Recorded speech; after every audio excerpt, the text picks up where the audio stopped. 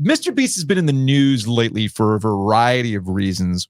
And I think for a lot of the older audience that listens to the podcast, they'll know who Mr. Beast is because their kids watch Mr. Beast, right?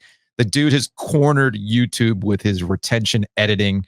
As somebody pointed out to me, actually, no, it was in a newsletter when kind of breaking down Mr. Beast stuff.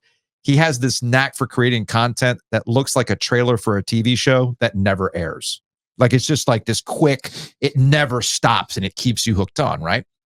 But he makes a ton of money. He's based out of Greenville, and it makes you wonder, is he actually impacting the Greenville economy in any way? Is that the case, Jeremy?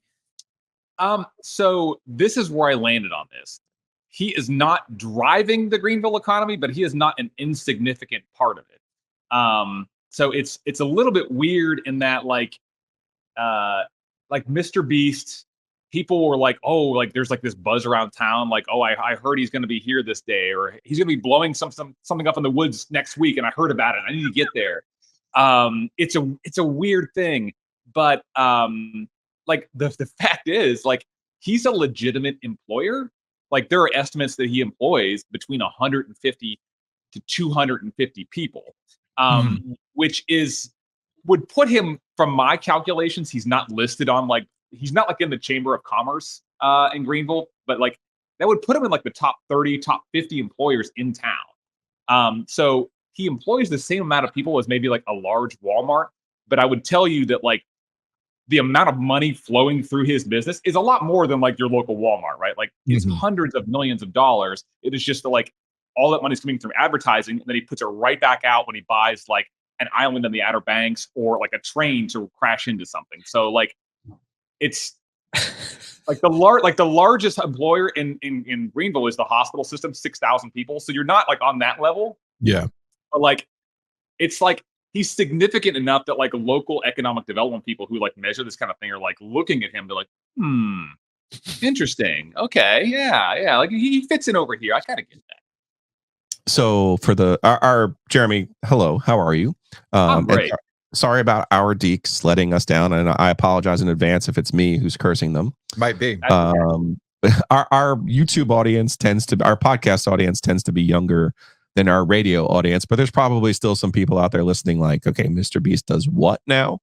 So I'm going to give you a little bit of an example. So my son James is a freshman at ECU.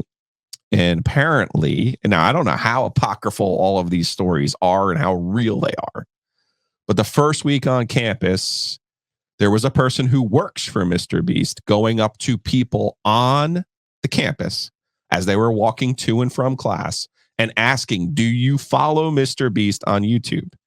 And the people who said yes and could show them on their phone that they followed him, he paid their tuition and bills for that semester. That's crazy. And so James was like, I missed it. He was like going crazy. If we walked up to people, and Jeremy, you're included in this, if we all walked up to people and said, hey, do you guys subscribe to our podcast? We'll get you a coffee. Here's a sticker. I got stickers. Y'all like you can put it on a water bottle. Just think about that. Just think about the usefulness of a water bottle sticker. I mean, come on. I can give you right now.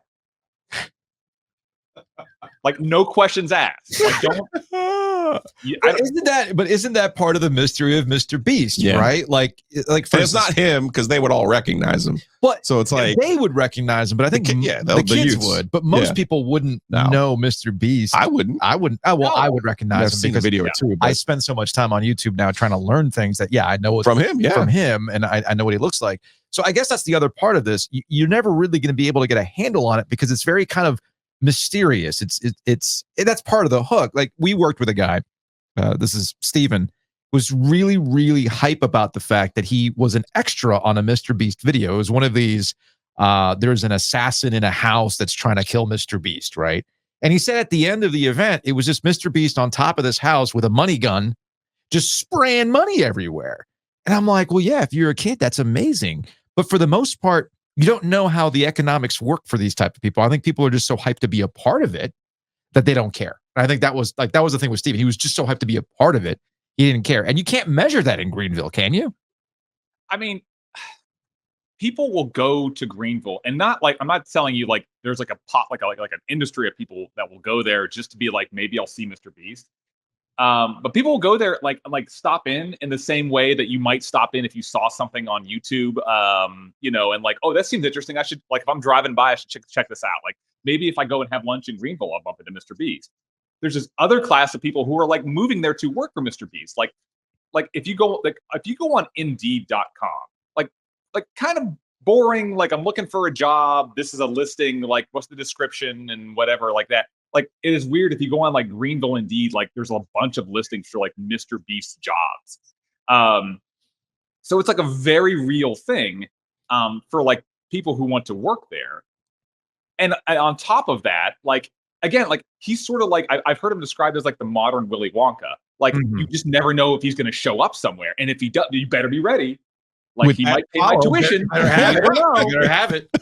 Yeah. So it's like he has this weird magic. But I think it all kind of comes back to something that I kind of realized from working when I worked in like local TV, and I know you could probably get this from radio, and that like people were just like hyped to be like on TV or on the radio or whatever. Like, there's just still, and now it is like the YouTube level is like they're hyped to be in a Mr. Beast YouTube video, right? Like, it's that level of thing that we like, you can point at like 20 years from now and you're like, I was like I still say, like, I was an extra in Talladega Nights in 2005.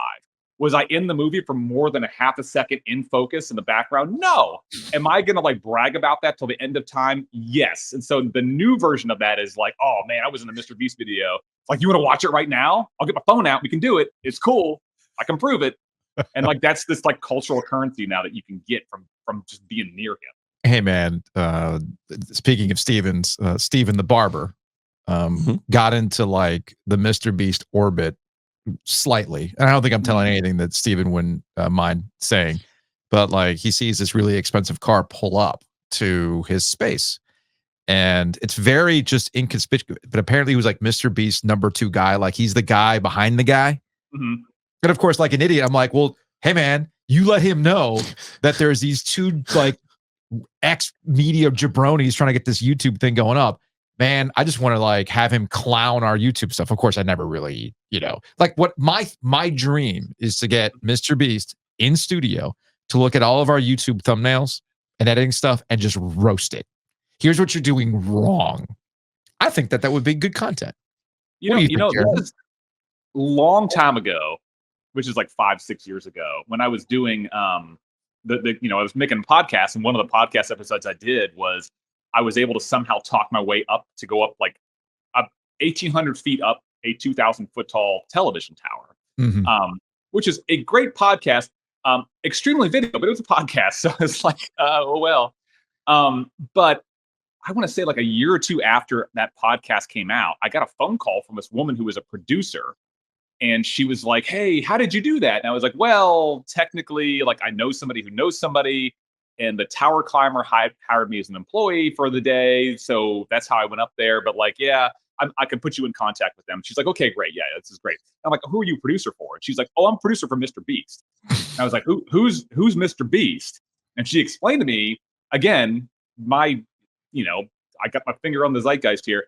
She explained to me who Mr. Beast was. And she told me the same thing. She's like, how much work we put into the thumbnails. She's like, that's the secret. Everything we do is got to have a cool thumbnail. Yep.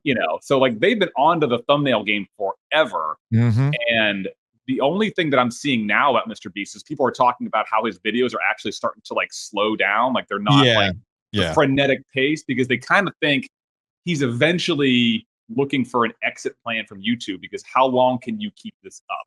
And how long can you keep this like insane pace going? So it's like he's starting to experiment with like, hey, could this work as a television show? Because a television show is a slower pace than this. But I don't know. It's interesting to see like he's trying Greenville when that happens. He's doing the thing that just about every content creator deals with when they hit 25, 26. They're old. So how do you evolve that of doing stuff that is a young man's game? This is stuff that Joe dealt with, I dealt with, you dealt with. We all deal with it. Mr. Beast is no different. All right, Jeremy, before we say goodbye, do we know what that Outer Banks Island is for? I believe they bought it, and like he didn't buy like all of Hatteras Island. He bought like some tiny little like sandbar for like $1. Yeah, for like nothing at all. It's like hard to get to, but I think he bought it just to shoot a video on it. Okay. And that was it. So now Must be I nice. think he has an island out there. I mean, good for him. We can go to the MrBeast Island, give out some stickers to him, whoever might be there. So, all right, Jeremy, appreciate it, man. NC Rabbit Hole is the newsletter on the podcast. We'll talk to you later.